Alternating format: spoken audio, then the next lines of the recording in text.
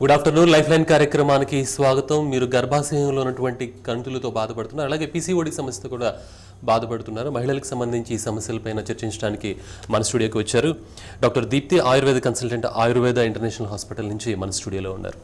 నమస్కారం డాక్టర్ గారు. డాక్టర్ గారితో మాట్లాడదలుచుకున్న వాళ్ళు వెంటనే కింద స్క్రోలింగ్లో వచ్చి ఫోన్ నెంబర్లకు ఫోన్ చేసి మీరు డాక్టర్ గారితో మాట్లాడవచ్చు. డాక్టర్ గారు, ఈ మధ్య తరచూ ఎక్కువ వింటున్నామండి పీసీఓడి అని, అలాగే ఫైబ్రాయిడ్ అని. అంటే ఏంటి పీసీఓడి అంటే ఏమిటి, ఫైబ్రాయిడ్ అంటే రెండు ఒకటేనా లేకపోతే వేరు వేరు? లేదండి, రెండు వేరే వేరే అండి. పీసీఓడి అనేది ఏంటంటే పాలిసిస్టిక్ ఓవేరియన్ డిజీజ్ అంటామండి దీన్ని మనము. ఇది ఓవరీ లోపల లేదు ఓవరీ పైన ఏర్పడే సిస్ అండి. ఇవి ఫ్లూయిడ్ ఫిల్ సాక్స్ అంటామండి. ఇది నీటి బుడకలు అని అంటాము. అలా ఏర్పడుతూ ఉంటాయండి. ఈ పీసీఓడి ఏర్పడడానికి మెయిన్ కారణం ఏంటంటే పిట్యూటరీ గ్లాండ్ అని మన బ్రెయిన్లో ఉంటుందండి. దాని నుంచి ఉత్పత్తి అయ్యే లుటినైజింగ్ హార్మోన్ ఏదైతే ఉందో అది ఎక్కువగా దాని లెవెల్ ఏదైతే ఇంక్రీజ్ అవుతుందో దానివల్ల ఈ పీసీఓడి అనేది ఏర్పడుతుందండి. ఫైబ్రాయిడ్ అనేది యూట్రస్ లోపలి భాగంలో లేదా యూట్రస్ వాల్, యూట్రస్లో ఒక లైనింగ్, గర్భాశయంలో ఒక లైనింగ్ పైన ఏర్పడే వాటిని ఫైబ్రాయిడ్ అంటామండి. ఈ ఫైబ్రాయిడ్ అనేది మస్కులర్ ఫైబ్రస్ టిష్యూ అని కూడా అనొచ్చండి. ఎందుకంటే ఇది మజిల్, బ్లడ్ ఇలాంటివి అన్నీ కలెక్ట్ అయ్యి ఫైబ్రాయిడ్స్ లాగా అంటే గర్భాశయ కంతల్లాగా ఏర్పడుతూ ఉంటాయండి. ఈ ఫైబ్రాయిడ్స్ ఏర్పడడానికి ఈస్ట్రోజన్ అనే హార్మోన్ స్త్రీలలో ఎక్కువగా ఉన్నప్పుడు కొన్ని ఇంకా ఇతర హార్మోన్ల సంబంధంతో ఈ ఫైబ్రాయిడ్స్ ఏర్పడుతూ ఉంటాయండి. డాక్టర్, అలాగే ఈ మహిళల్లో మనం ఎక్కువగా వింటూ ఉంటామండి గర్భాశయానికి సంబంధించిన చాలా ఇబ్బందులతో బాధపడుతూ ఉంటారని, లేకపోతే వాళ్ళకి ఇన్ఫెక్షన్ వచ్చిందని. ఎందుకంటారు? కారణం ఏంటి గర్భాశయానికి ఇన్ఫెక్షన్లు రావడానికి? అట్లాంటి వాటి కారణాలు ఏంటంటే మెయిన్గా అండి ఇవాళ రేపు ఎక్కువగా చూసినట్లయితే లైఫ్ స్టైల్ చేంజెస్ అవి అండి, ప్లస్ ఆహార విహార లోపాలను కూడా అంటాం మనము. ఏంటంటే ఆహారంలో ఎక్కువగా కరెక్ట్ టైంకి తినకపోవడం అలాంటివి కానివ్వండి, లేదు చాలామంది ఎక్కువగా తినేయడము, అండ్ నవడేస్ సెడెంటరీ లైఫ్ స్టైల్, ఎక్కువగా కూర్చొని జాబ్ చేయడం. సో తిన్న వెంటనే కూర్చోవడం వల్ల ఒబెసిటీ రావడం, బాడీ ఎక్సర్సైజెస్ తగ్గిపోవడము, లేదు వర్క్లో ఎక్కువ లోడ్ పడి స్ట్రెస్ అండ్ స్ట్రెయిన్ ఇలాంటివి ఉండడము, చాలామంది నిద్రపోకుండా జాబ్ చేయడం, షిఫ్ట్స్, ఇలాంటి వాటిలో ఏంటంటే హార్మోనల్ ఇంబ్యాలెన్స్ అనేది జరుగుతుంది. సో దానివల్ల నవడేస్ స్త్రీలలో ఈ సమస్యలు బాగా ఎక్కువగా చూస్తున్నాం. ముందు అయితే పిల్లలు కలిగిన తర్వాత ఎప్పుడో ఇలాంటి ప్రాబ్లమ్స్ రావడం అలాంటివి చూస్తున్నాం, కానీ ఇప్పుడైతే నవడేస్ టీనేజర్స్లో కూడా బిలో 20 years వాళ్ళ నుంచి ఈ ప్రాబ్లమ్స్ స్టార్ట్ అవ్వడం చూస్తున్నామండి. సో మెయిన్గా దీనికి లైఫ్ స్టైల్ అనేదే కారణం ఉంది. ప్లస్ ఇంకొకటి ఏంటంటే జాబ్స్ చేయడము, వాటి వల్ల ఏంటంటే ఈ కాంట్రాసెప్టివ్ పిల్స్ అంటాం, అంటే పిల్లలు కలగకుండా ఉండడానికి పిల్స్ వేసుకోవడం, అలాంటివి జనరల్గా మనమే లైక్ స్త్రీలే వాటిని ఎక్కువగా తీసుకోవడం వల్ల వాళ్ళ అంతలో వాళ్ళే హార్మోనల్ ఇంబ్యాలెన్స్ అనేది చేసుకుంటున్నారు బాడీలో. సో ఆ హార్మోనల్ ఇంబ్యాలెన్స్ వల్ల ఇలాంటివి తొందరగా రావడానికి అవకాశం ఉన్నాయండి. అలాగే ఈ మధ్య ఎక్కువగా వింటున్నామండి 10 సంవత్సరాల లోపు మహిళలకు సంబంధించి చూసుకుంటే కానీ గర్భాశయాలను తొలగించడం కూడా జరుగుతుంది. సో ఎందువల్ల అంటే కావాలని తొలగిస్తున్నారంటారా, లేకపోతే డాక్టర్లు నిజంగానే వీళ్ళకి 25 సంవత్సరాల లోపే ఇన్ఫెక్షన్స్ గురయ్యి తొలగించాల్సి వస్తుందా? ఎందుకంటే చాలా చిన్న ఏజ్లో, అంత చిన్న ఏజ్లో గర్భాశయాన్ని తొలగించాల్సిన అంత అవసరం ఏముంటుందంటారు? అంటే జనరల్గా లైఫ్ స్టైల్ తోటి కొన్ని హార్మోనల్ ఇంబ్యాలెన్స్ వల్ల ఈ పాలిసిస్టిక్ ఓవేరియన్ డిజీజ్ ఏదైతే అన్నామో ఫైబ్రాయిడ్స్ ఇలాంటివన్నీ ఏర్పడుతూ ఉంటాయండి. సో అవి ఏర్పడిన తర్వాత ఈ ఇర్రెగ్యులర్ మెన్స్ట్రుయేషన్ అనేది ఏర్పడుతుంది. అది ఏర్పడినప్పుడు ఎక్కువగా జాగ్రత్తలు తీసుకోపోవడం వల్ల అండ్ వాటికి ప్రికాషన్స్ కానీ మెడిసిన్ అలాంటివి వాడకపోవడము, చాలామంది నెగ్లెక్ట్ చేస్తూ ఉంటారు, లేదు వేరే హార్మోనల్ టాబ్లెట్స్ అవి వేసుకొని అప్పటికప్పుడు సప్రెస్ చేసుకోవడం అలాంటివి చేస్తూ ఉంటారు. కానీ మెయిన్గా ఏంటంటే ఆ ఇన్ఫెక్షన్స్ అనేవి ఇంక్రీజ్ అయ్యి ఒకదాని తర్వాత ఒకటి దారి తీయడం. ఈ పాలిసిస్టిక్ ఓవేరియన్ డిజీజ్ మెయిన్గా ఈ థైరాయిడ్ దానివల్ల వస్తుంది. సో థైరాయిడ్ వచ్చిన వాళ్ళకి కొంతమందికి తెలియదు అసలు వాళ్ళకి వచ్చిందని, లేట్గా టెస్ట్ చేయడం వల్ల అప్పటికే వాళ్ళకి పాలిసిస్టిక్ ఓవేరియన్ డిజీజ్ అనేది వచ్చి ఉంటుంది. ప్లస్ అది వచ్చిన తర్వాత కూడా ఎక్కువగా కేర్ తీసుకోకపోవడం, వాటి వల్ల ఎండోమెట్రైసిస్ కానివ్వండి, ఫైబ్రాయిడ్ కానివ్వండి, ఇలా ఒకదాని వెంట ఒకటి ఏర్పడి సివియారిటీ ఎక్కువగా అవుతుంది. సో ఈ చిన్న ఏజ్లోనే ఇవన్నీ ఏర్పడడం వల్ల ఇలాంటి సర్జరీస్ అలాంటివి చేస్తూ ఉన్నారు.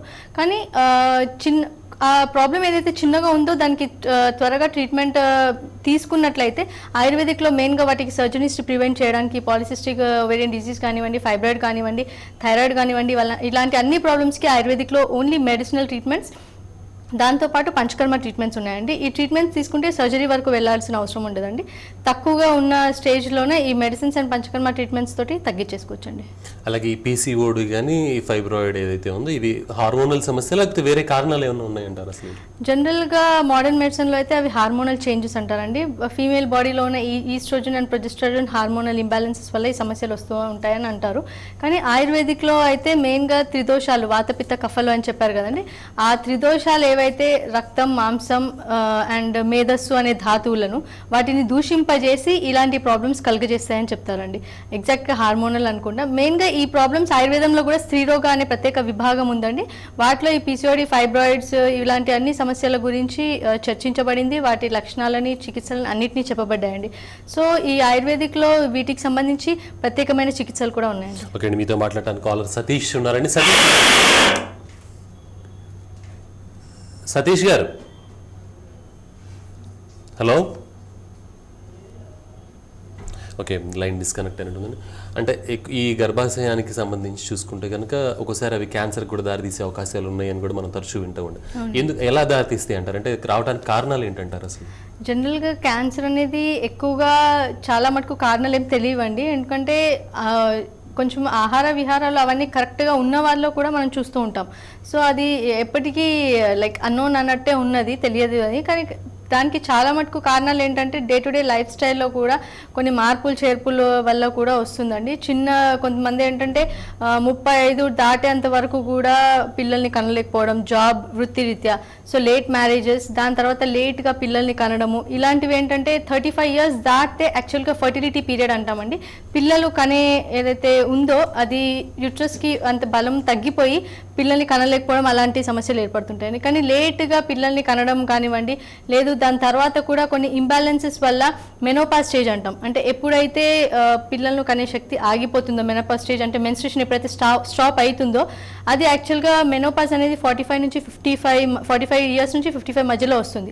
కానీ నవడేస్ ఏంటంటే వివిధ కారణాల వల్ల, ఈ హార్మోనల్ ఇంబ్యాలెన్సెస్ వల్ల ఏంటంటే అది 35 years నుంచి 40 మధ్యలోనే వచ్చేస్తుంది.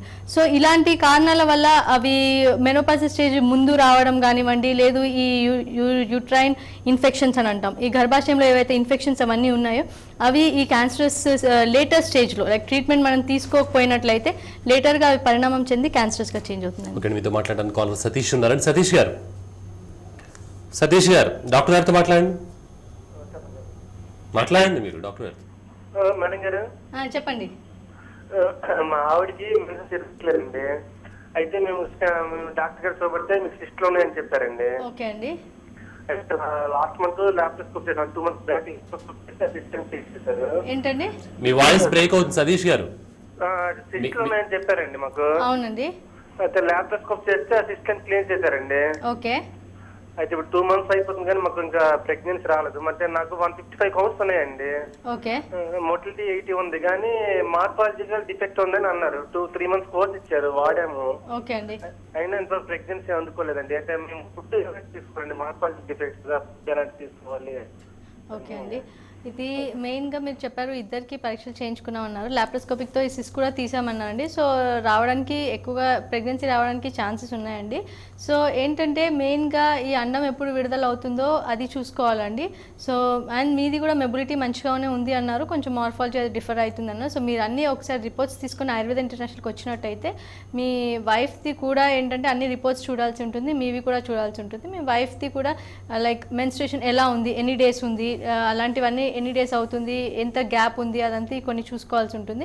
సో దాన్ని బట్టి ఏంటంటే ఓవ్యులేషన్ స్టడీ అలాంటివి ఏమైనా చేయించినట్టయితే అండం ఎప్పుడు విడుదల అవుతుంది అలాంటి ఏమైనా రిపోర్ట్స్ ఉన్నా కూడా దాన్ని బట్టి డిసైడ్ చేసి మీకు మీ వైఫ్కి ఇద్దరికి మెడిసిన్ ఇవ్వడం జరుగుతుందని. సో దాంతో ఆయుర్వేదిక్ మెడిసిన్స్ తోటి ఏవైతే ప్రాబ్లమ్స్ ఉన్నాయో అవి రెక్టిఫై అయిపోయి మీకు పిల్లలు కలిగే అవకాశం ఉందండి. అలాగే ఈ గర్భాశయానికి సంబంధించి ఒకవేళ ఆపరేషన్ కనుక చేయించుకోలేదు అనుకోండి, ఈ గర్భసంచి తొలగించకపోతే కనుక ఎలాంటి పరిణామాలకు దారితీసే అవకాశం ఉందంటారు? కంపల్సరీ ఆపరేషన్ చేయించుకోవాల్సిందే అంటారు? దానికి ఏదన్నా కనుక డిసీజ్ లాంటిది కనుక వస్తే కనుక కంపల్సరీ తొలగించాల్సిందేనా బాడీ పార్ట్లో?